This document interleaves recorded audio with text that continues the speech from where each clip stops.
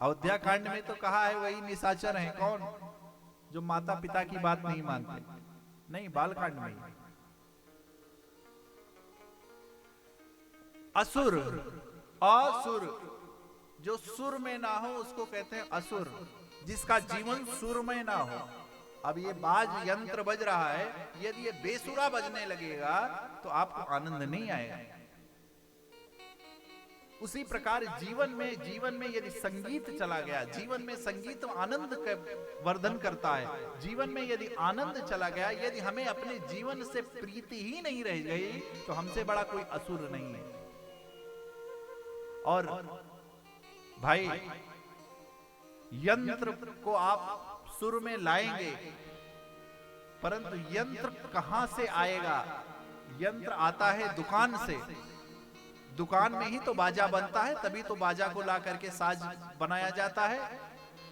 उसी प्रकार हम माता पिता के दुकान से बाजा ले तो आएंगे, माता पिता की दुकान से बाजा तो ले आएंगे, परंतु उस बाजा को सुर में लाने के लिए हमको दो वस्तु की आवश्यकता होती। एक पहली तो आदिशक्ति मां सरस्वती की कृपा, और दूसरी किसी श्रेष्ठ सदगुरु की, जो हमको उस यंत्र को बजाने की कला बता दे।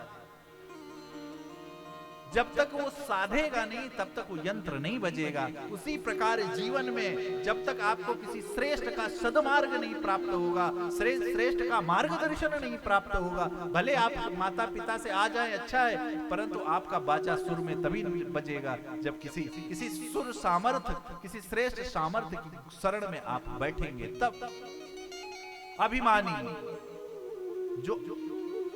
जो अपने आगे किसी की ना मानी, उसे कहते हैं अभिमानी।